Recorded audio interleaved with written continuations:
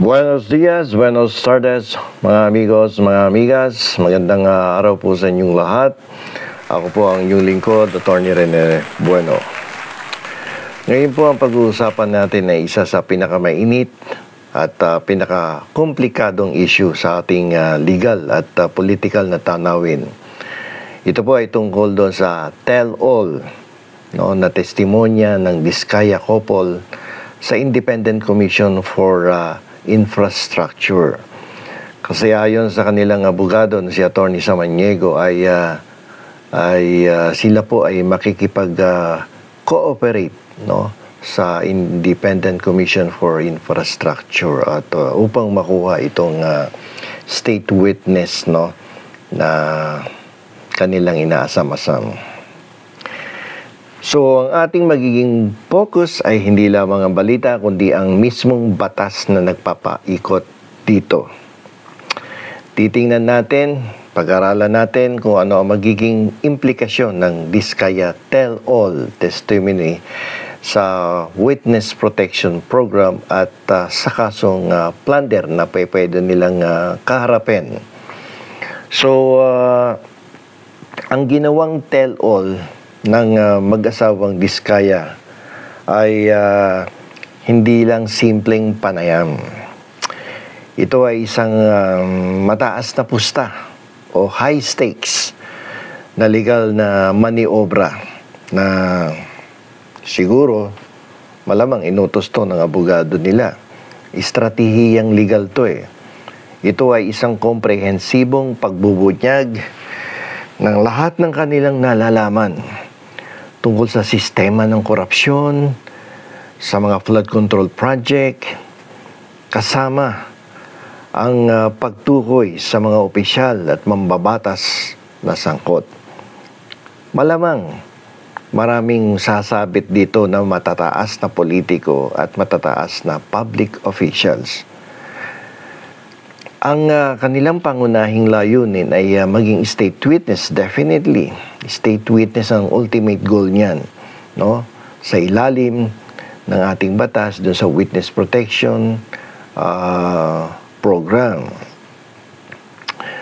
Sa ilalim po kasi ng Republic Act 6981, yung tinatawag ang Witness Protection Security and Benefit Act, na madalas kong ipaliwanag dito sa ating YouTube channel at sa Usapang Batas doon sa DCXL News. Ang pangunahing benepisyo ay kung sila ay matatanggap bilang state witness, sila ay bibigyan ng immunity from criminal prosecution. So, ang ibig sabihin nito, ang kahulugan nito, ay hindi na sila kakasuhan o aalisin na sila sa listahan ng mga akusado para sa krimen na kanilang inamin.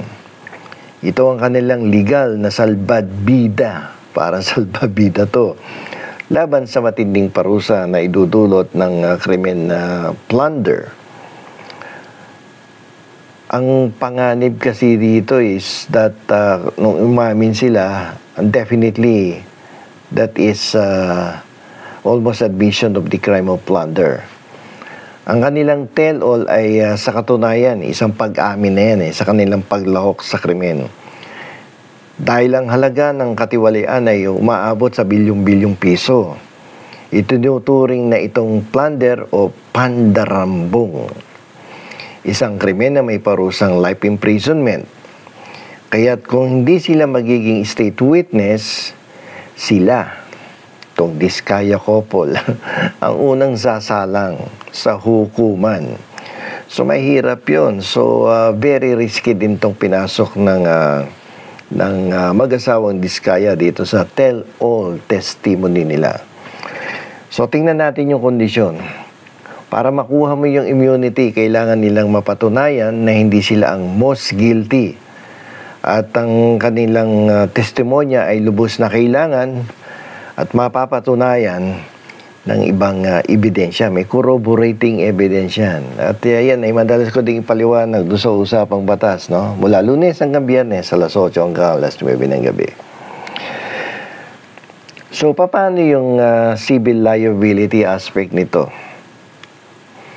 Ito po yung punto kung saan madalas nagkakaroon ng kalituhan sa publiko.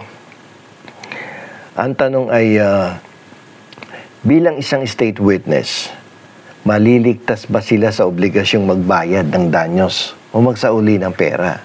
Ayan yung madalas naririnig natin ngayon sa balita, no? Isosoli ba yung pera? May restitution ba dito? So, ang sagot sa katanungan na yan ay hindi. Hindi sila libre sa civil na pananagutan. Yung civil liability, you will not become free from any civil liability. Ang pagkakaiba kasi dito, ang batas kasi sa Pilipinas ay malinaw. Ang kaligtasan mula sa kriminal na pananagutan ay hindi nangangahulog ang kaligtasan din mula sa civil na pananagutan.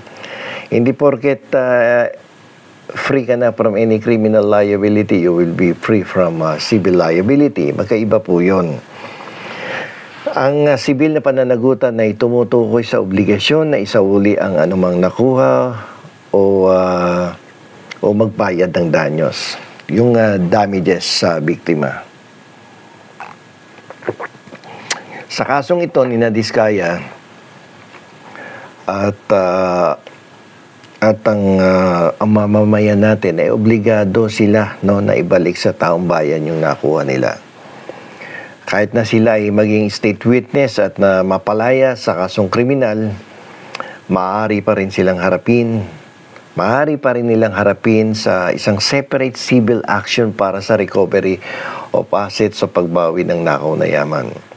Alam niyo po, ang batas po sa Pilipinas ay malinaw. Ang kaligtasan mula sa kriminal na pananagutan ay hindi nangangahulugan ng kaligtasan din mula sa civil na pananagutan.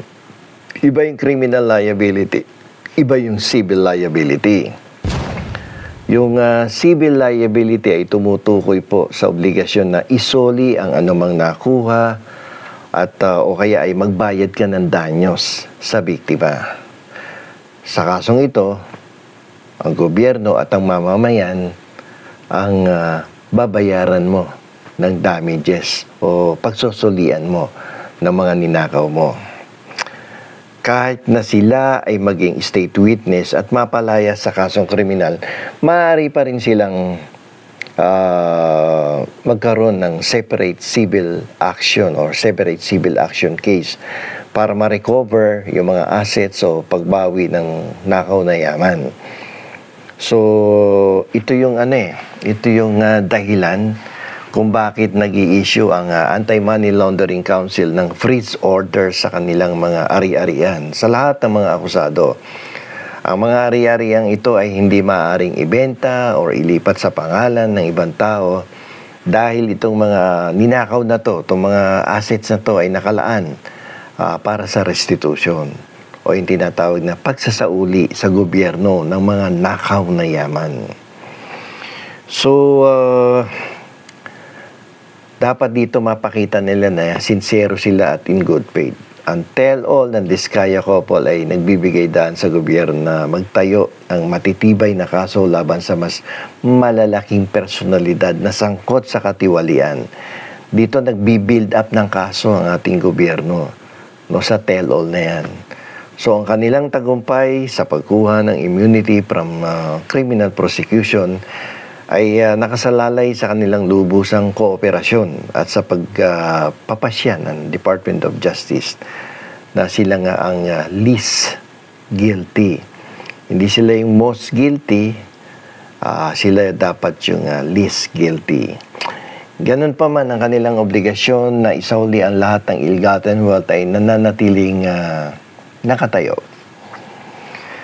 Sa katunayan, ang pagsasauli ng pera ay tinuturing ng palasyo at ng DOJ bilang isang malaking tanda ng sinseridad at good faith, katulad nga na sinabi ko kanina, na nagpapatibay sa kanilang aplikasyon bilang isang credible na state witness.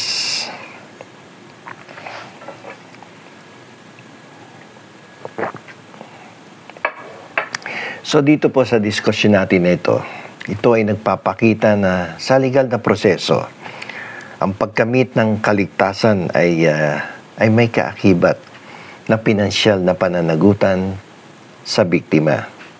Sa kasong ito ay ang kaban ng taong bayan. So hanggang dito na lamang po. Ito pong muli ang inyong lingkod, Attorney Rene Bueno. Maraming salamat po sa inyong lahat.